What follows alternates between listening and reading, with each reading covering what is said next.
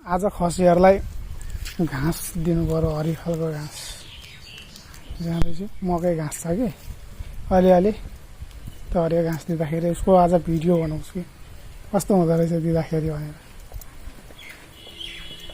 मकै घाँस कता छौ तिमी आज, मकै घाँस यहाँ रहेछ एउटा बोट।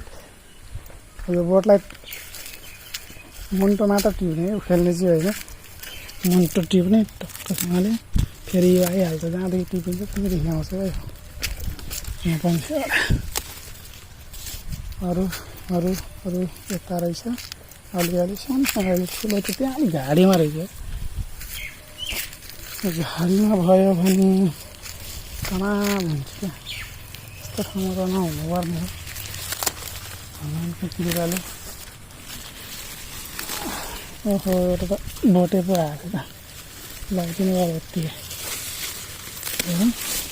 अलिक ठुलो रहेछ, राम्रो छ।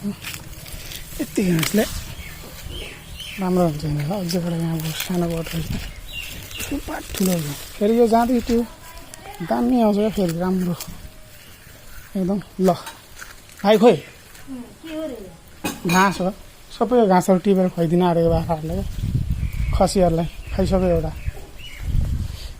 हेर्दैछ फेरि। ल अर्को पनि हेर्दैछ, उसको माउ पनि हेर्दैछ मलाई, उसको माउ यो तिनवटा भयो खसीको। ल भयो तेरो छ यहाँ त खाइदिनुहोस्। साह्रो उसको हुँदा हुँदा खाँदैन, अर्काको खान्छ फेरि। ल उता खा, ल खानु खाने खानु त। ल दिएन भनेर मासु गोरे। ल ल्याइ यहाँ छ बेरे, तीनवटा पाठा छ खसी।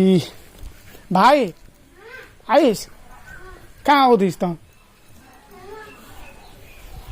आज स्कुल छुट्टी छ, मा कसम यिनीहरू खेलेछ यार मेरो छोरा। ए भाउ ओछ्यान पनि यस्तै रहेछ तेरिका, अघि आएर मिलाएर जानु पर्दैन? बिहान चाहिँ एकदम पाहुना आउँदाखेरि यस्तो छ मेरो रुमहरू, मेरो घर यस्तो छ। कचाक कुचुक जहाँ पाइ त्यही छ, बाख्राहरू त्यहाँ छ, त्यो पर चोक ट्र्याक्टर गरिब छु या। यो गएको बाढी मैले घाँसमै टिपेको मैले। अब यतिखेर भात पाउँछ तेरो। आमालाई नै भन्नु पर्थ्यो पकाइदिनु, किन नभनेको?